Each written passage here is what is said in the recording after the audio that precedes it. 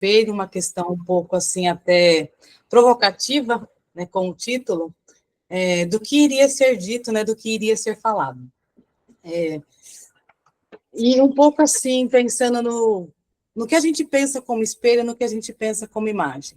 Então, eu vou trazer um pouquinho desse fundamento, que eu penso sobre isso, sobre a imagem, sobre o espelho, e o que está relacionado à psicanálise. Eu vou trazer dois autores, que são dois autores que são os meus idealizados, aí, de certa forma, né? Então, os dois da escola francesa, o Lacan e a Doutor, acredito que todos conheçam eles, principalmente o Lacan. A Doutor, infelizmente, ela não tem uma visibilidade como deveria ter, né? E tem uma questão histórica em relação a isso, né? Mas, de alguma forma, o Lacan traz ela. Não necessariamente eles têm os mesmos conceitos ou a mesma linha exata de pensamento do que eles estão falando, mas eles estão ali na mesma linha e ambos são freudianos, né? Então, eles têm toda essa base que vem. É um erro quando a gente fala que a doutora é lacaniana, na verdade ela não é. Eu compreendo que ela é freudiana justamente porque ela volta, né, no que o Freud vai falar, e o Lacan também, como ele mesmo disse, que ele é freudiano. E para pensar um pouco em imagem, na verdade, teriam vários conceitos que eu poderia trazer para falar sobre isso. Na verdade, vão ser bem pincelados, porque tem uma extensão muito grande, mas é só para deixar uma provocaçãozinha, né, que é algo assim de psicanalistas lacanianos fazerem, né, deixar algo provocado aí e para repercutir depois. Então, o estádio do espelho do Lacan, né, e a imagem consciente do corpo da doutora.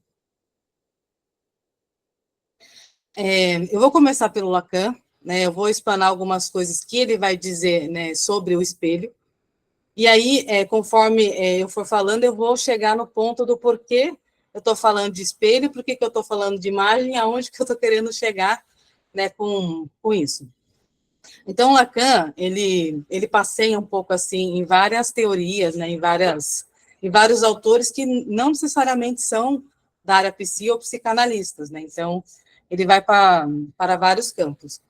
Então, ele tem o pezinho ali na física e na matemática, né, pelos matemas, pelos esquemas, e quando ele vai pensar na constituição do sujeito, em que momento o sujeito se constitui, ele usa, né, a imagem do espelho, né, do espelho plano, que seria esse espelho que está no meio da imagem, e o espelho, né, côncavo, né.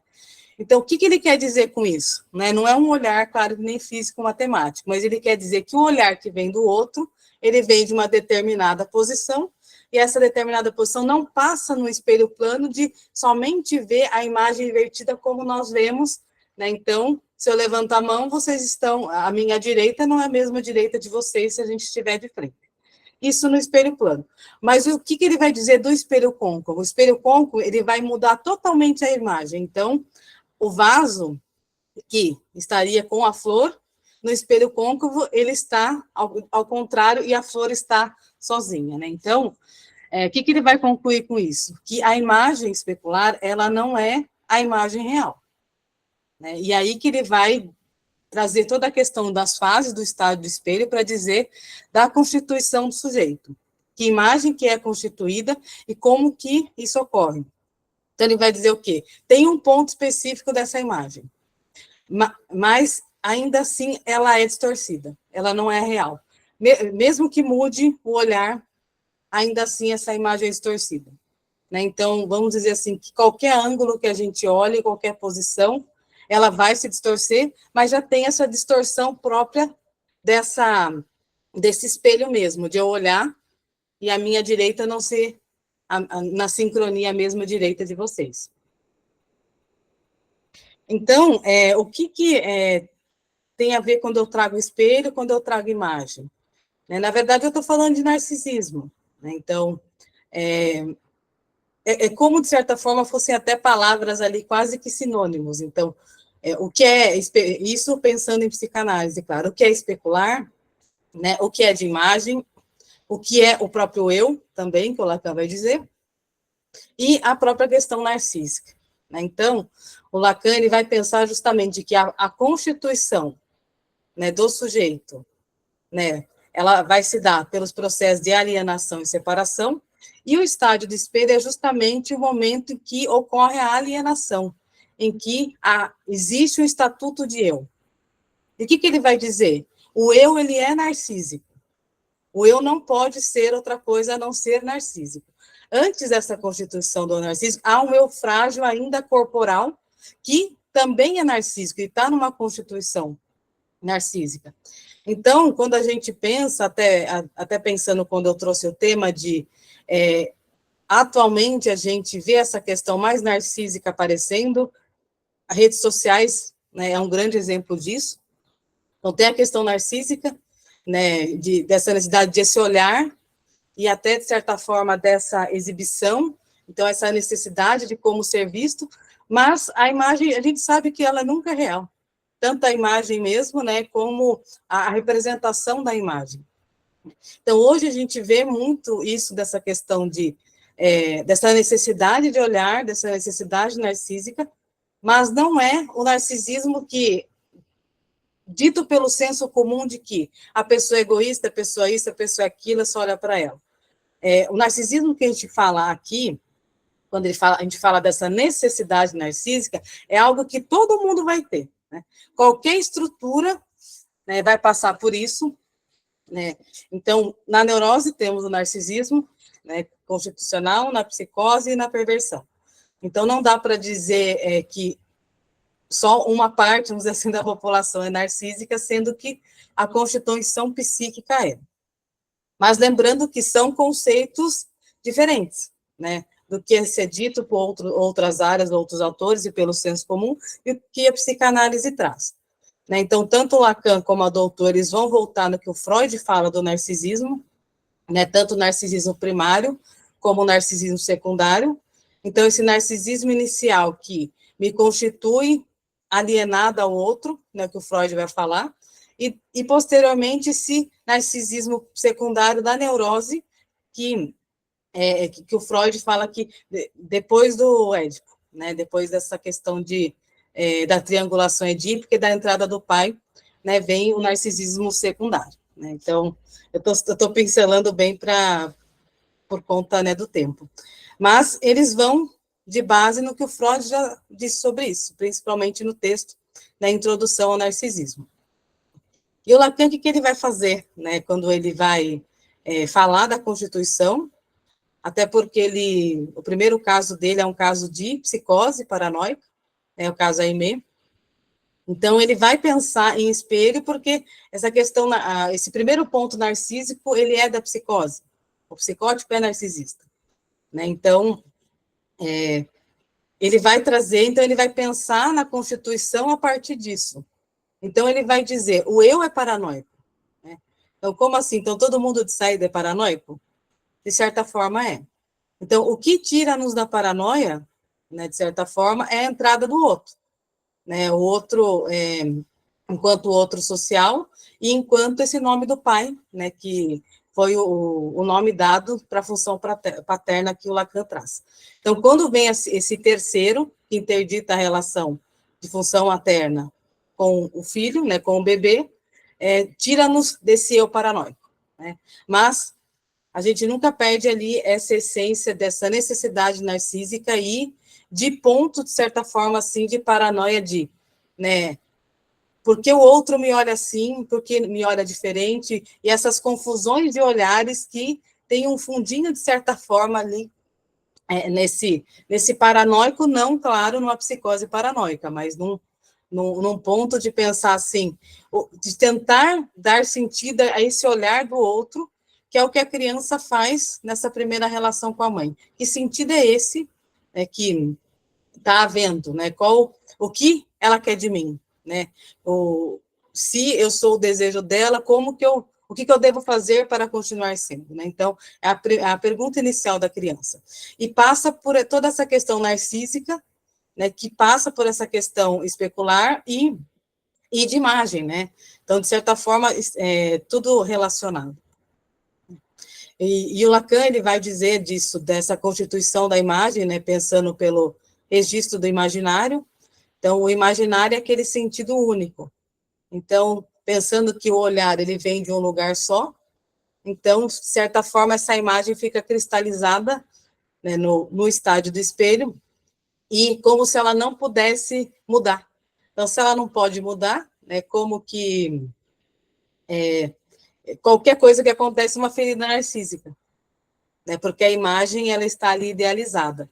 Por isso que é uma imagem, de certa forma, paranoica. É porque é uma imagem que não pode ser diferente, né? E, justamente, o diferente vem quando tem a entrada de algo, né, que mostra a diferença, que mostra uma falta. Então, porque a imagem não está mais do jeito que estava. E nunca vai estar, né? Pode ser a mesma foto, a mesma representação, a mesma fala, o mesmo tudo. Sempre vai ter algo ali que se perde, que o Freud tanto fala, né, disso, né? Sempre se quer voltar, né, às primeiras experiências lá de júbilo, né? E nunca se volta à mesma. E isso acontece nas relações, né, enfim, nas representações de imagem, na própria imagem em si. Então, nunca se volta a algo, sempre se perde alguma coisa, no meio do caminho. Isso é do humano, né? É a falta estrutural, não tem, né, muito que, né, nós fazemos a não ser lidar com elas, que a gente faz isso por meio das estruturas. Então, o Lacan, né, ele vai trazer, né, ele vai usar o experimento de Vallon para dizer sobre o estado do espelho, né? Então, o Vallon, ele fez essa experiência, não só com crianças, mas com macacos também, né? Que na época tinha uma questão da psicologia experimental, mas o Lacan, ele pega só a essência do que ele está dizendo.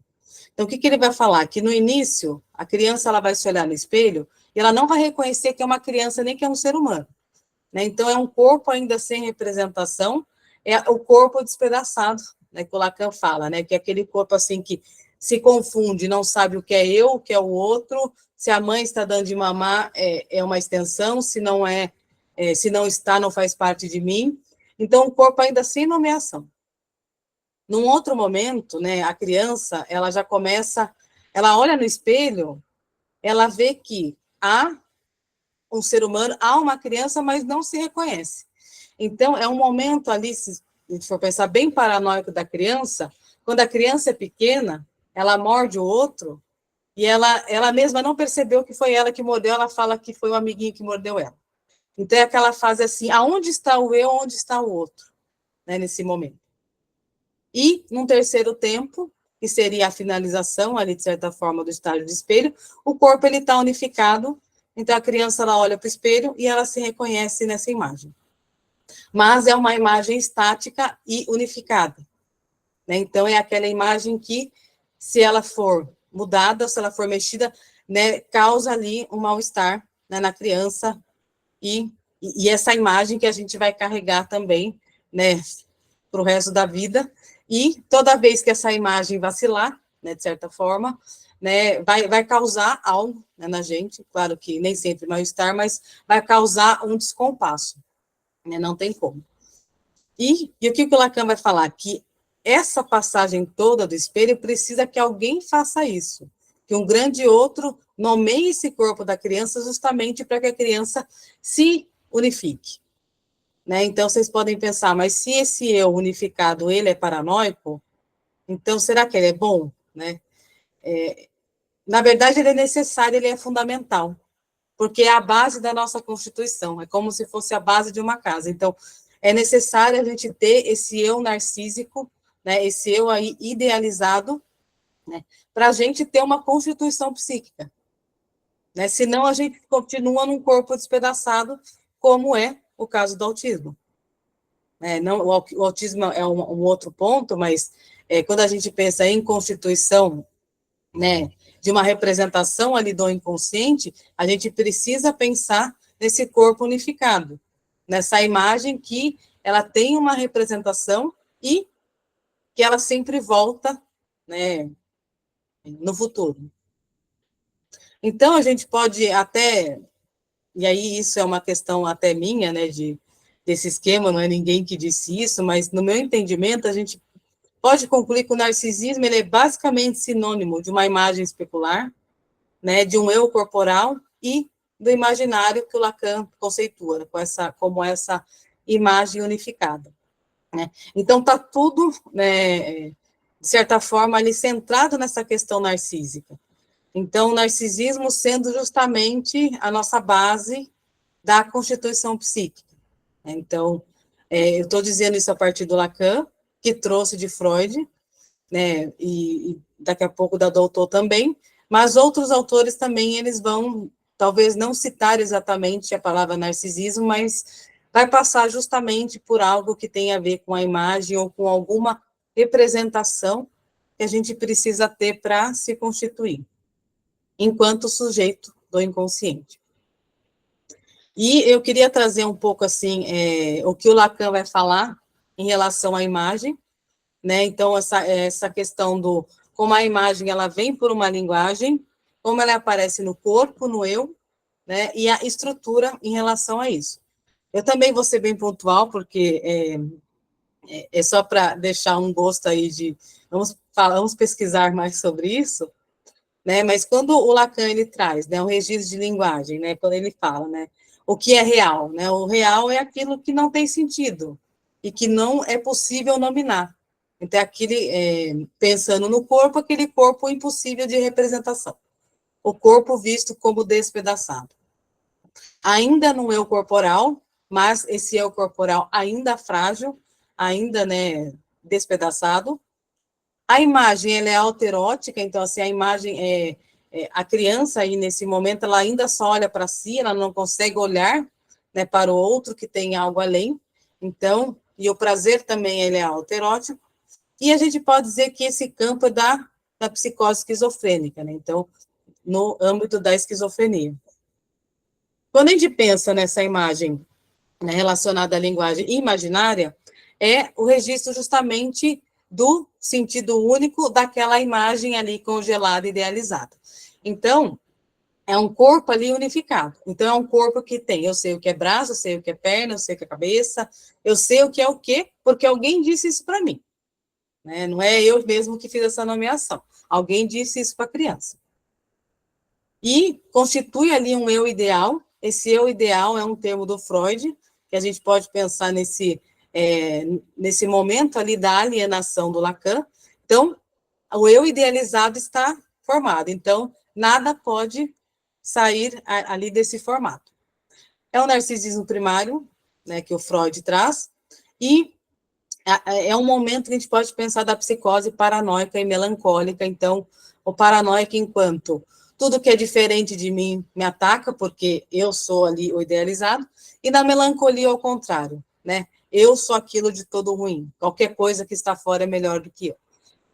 Resumindo bem assim a paranoia e a melancolia. E na questão simbólica, né, o corpo ele é metafórico. Então aí que entra a estrutura da neurose justamente que possibilita a metaforização.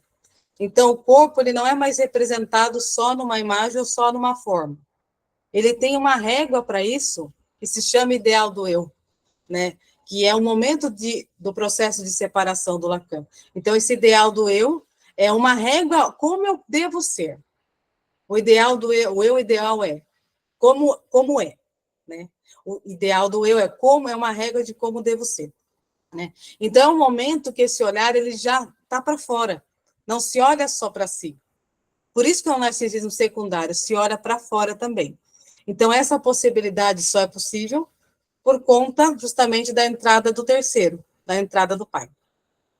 E que a gente pensa que a gente está nesse âmbito da neurose. Então, era um pouquinho que eu queria trazer sobre o Lacan, né? Teria muito mais, assim, que ele trabalhou, ele foi e voltou, inclusive, no seu segundo ensino, mas a ideia é justamente trazer essa questão de pensar esse narcisismo como constituição e nessa importância da imagem. Só mais um comentário do Lacan, pegando, né, esse gancho que hoje nós temos muitas relações imaginárias, né?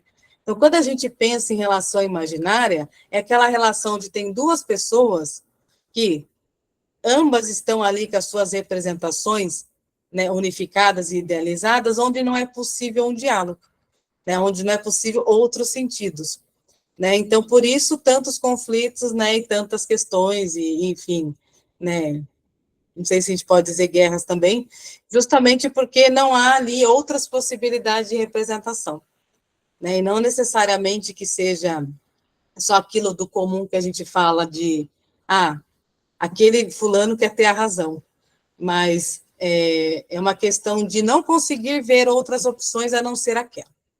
Né? Claro que no âmbito da neurose, em algum momento vai poder ver, né? Mas hoje esse traço aí imaginário, ele está muito presente, então as relações, né, imaginárias, elas são sempre relações de conflito, justamente porque não tem uma outra possibilidade de metaforização. Agora eu vou entrar no que a doutor fala, né, como eu disse, a imagem, a questão da imagem e narcisismo, eles têm ali um pensamento parecido, principalmente quando se fala de linguagem. Então, Lacan fala inconsciente estruturado como uma linguagem, a doutor vai dizer tudo é linguagem, a linguagem está em tudo, afetando a tudo. Então, eles pensam, a doutor tem uma ampla visão em relação à linguagem, que ela não vê só essa linguagem falada ou em significantes, mas essa linguagem também que vem do sensório, que vem de outros sentidos. A grande diferença é que, né, o Lacan, ele se atentou aos adultos, a doutor se atentou às crianças, né, então, foi algo ali que, na época, eles trabalhavam juntos, inclusive, eles foram expulsos juntos da IPA, né, isso é um detalhe interessante, e justamente porque eles não aceitavam o que a IPA fazia.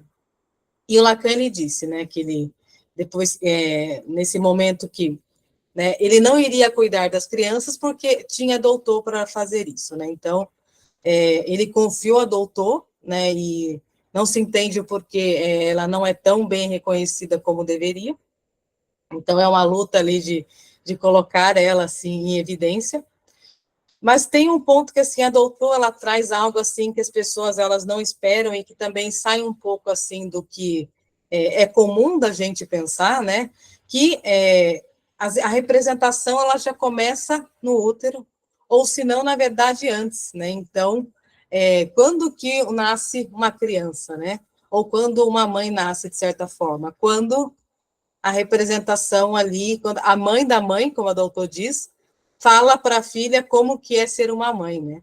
E é claro que isso pensando em algo transgeracional e algo inconsciente também, não é só o que é dito.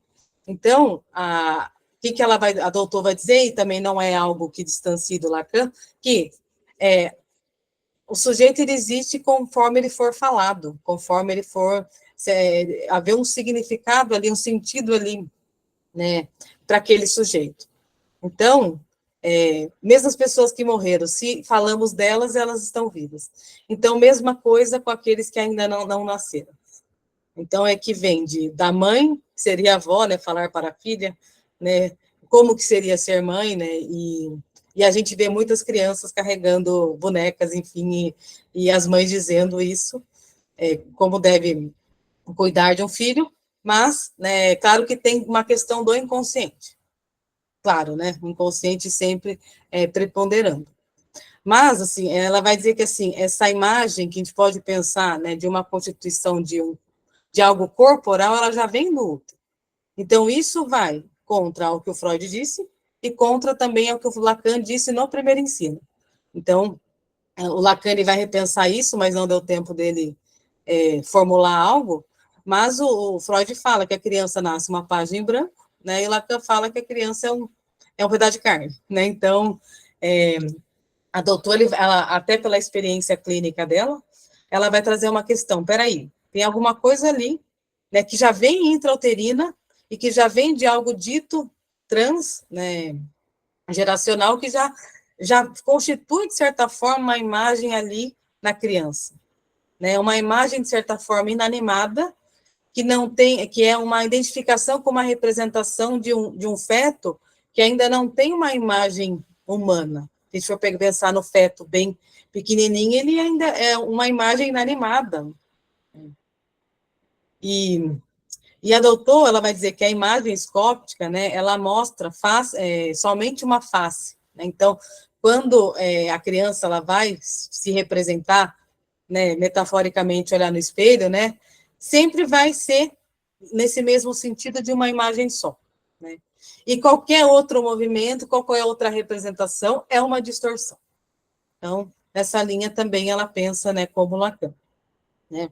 A doutora ainda diz, né, a criança se sente inteira em seu ser, tanto de coisas quanto na frente, tanto de costas, né, quanto na frente, né? Então, a doutora, ela pensa muito nessa questão corporal, né, e principalmente nessas questões do sensório também, pensando nessa criança bem pequena, né? Então, a representação não está só de frente, ela está de costas também, ela está de uma forma integral.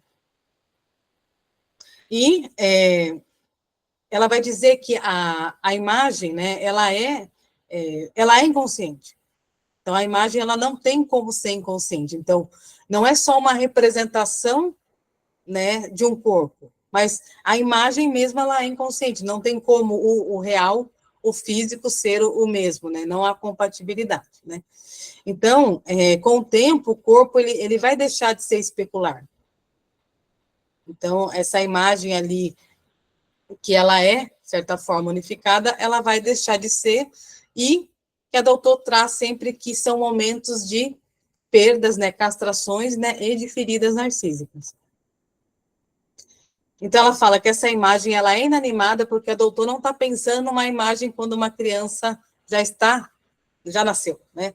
Ela está pensando nessa imagem intrauterina, né? Por isso, né, inanimado. Por isso, uma representação ali que não é possível de ser ainda representada, que é o que vem do útero.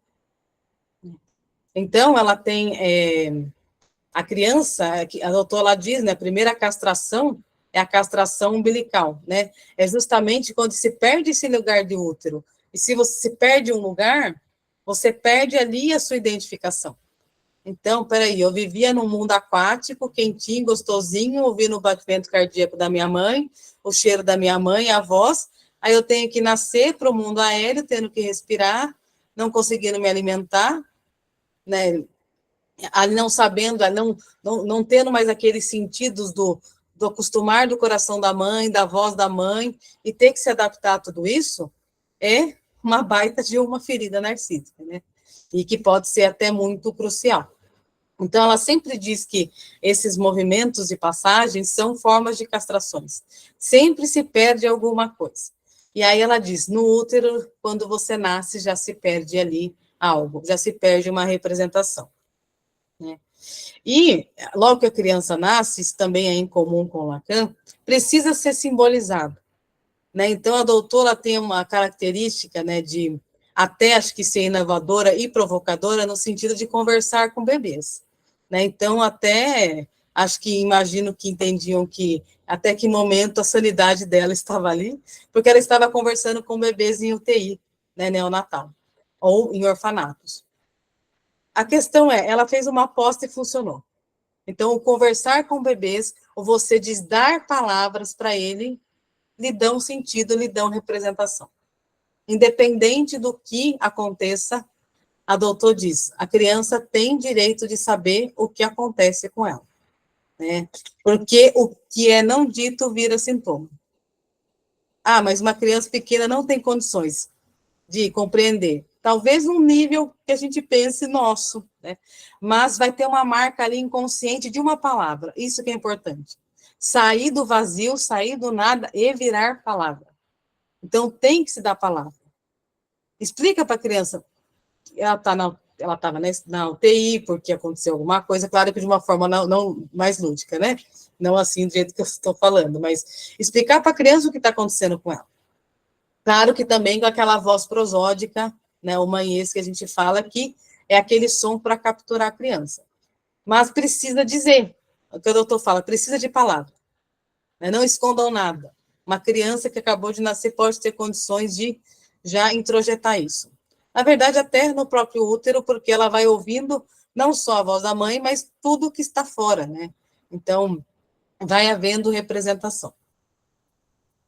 Então, tudo isso que ela o que vai ser ganhado de palavra, vai auxiliar nessa constituição dessa imagem consciente, né, e essa imagem especular, né? Então, ela vai falar que vai deixar de ser, né, um esquema corporal para virar uma imagem do corpo. né? Então, o esquema corporal seria justamente essa questão de do que é físico mesmo, né? Então, o que se sente de tensão, dor e prazer, né? Esse corpo real em si, que pode sofrer doenças, que pode sofrer qualquer coisa. A fonte das pulsões, né? As pulsões, que é a nossa energia psíquica, que ela vem lá do Freud, perpassa pelo consciente, pré-consciente e inconsciente, então é como se o esquema corporal tivesse ali aliado ao ego, né? De certa forma. E o esquema corporal interpreta a imagem consciente do corpo. Então, o que vem do inconsciente é descarregado no corpo. Então, faz essa passagem. E o que seria, de fato, essa imagem consciente do corpo? Justamente vamos pensar, uma pessoa cheia de palavras, né? Seria uma imagem. Ela é totalmente inconsciente, vem de uma história de cada um, não só da história do nascimento, mas da história, né, transgeracional e também, nunca esquecendo da parte do útero. Vem por encontro com seres humanos, e também isso é necessário, e o encontro com a linguagem. Então, é necessária essa linguagem, que ela é humana e que ela vai perpassar por todos, né? Por isso a importância de conversar com crianças. Então, o que a doutora vai dizer quando ela vai falar de narcisismo? Ela vai falar, o narcisismo começa no útero, né? Então, essa imagem é um narcisismo primordial de uma imagem inanimada, né? E nessa saída, né, quando a criança com essa imagem inanimada, totalmente ainda sem representação, mas já com traços ali. Quando ela nasce, ela sofre a castração umbilical, que tira ela desse lugar, né, que ela estava ali no útero, e aí ela tem que sair e lidar com uma identificação não mais inanimada, de ter que lidar com outras coisas, né? Então, o que a doutor fala? É uma ferida narcísica o nascimento. A criança sofre porque, além dela estar naquele todo conforto, ela tem que, ela perde, né, essa imagem. Então, o que ela fala? Toda vez que há uma castração, há uma perda de uma imagem, há uma perda de uma ferida. Então, ela vai passar pela castração oral, castração anal, a castração genital não edipiana, né, o anterior ao édipo, que fazem parte do momento do narcisismo primário. Então, cada vez que ela vai passando, né, ela vai sentindo as feridas narcísicas, até ela conseguir passar pelo narcisismo secundário, né, a castração edípica, que é nosso famoso interdição do incesto, e depois a castração genital.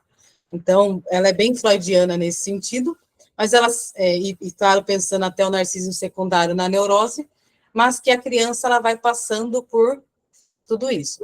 Mas o que é de interessante é que... Nájila, a Anne. Vamos começar a arrumar para ir finalizando, tá bom? Não, eu acho que finalizar. É o último. Não, que isso, tá bom? Está acabando. Então, assim, pensar que ela já vai pensar no narcisismo ali, né, enquanto está no útero, né, e até quando ela usa o recurso da boneca flor, né, com principalmente crianças autistas e psicóticas, ela fala que a boneca flor é uma imagem ali inanimada, uma imagem ainda que não é humana.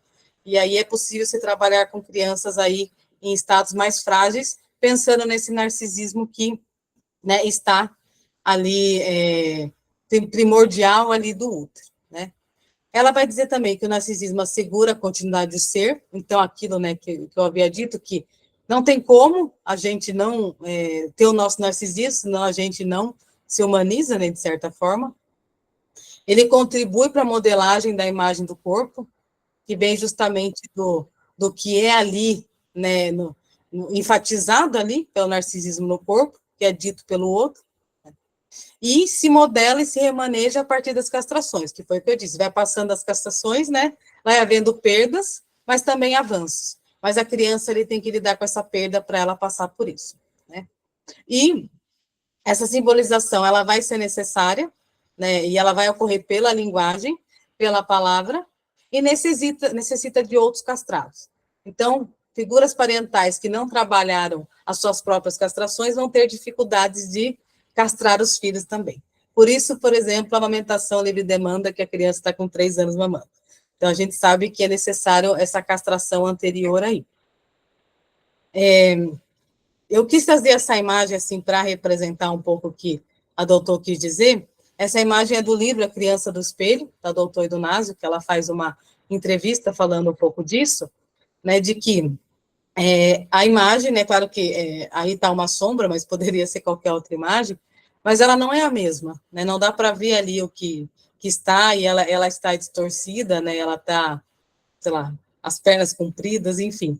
Então, e se com certeza a menina virasse, seria uma outra imagem, e se ela tivesse no espelho, também. Né?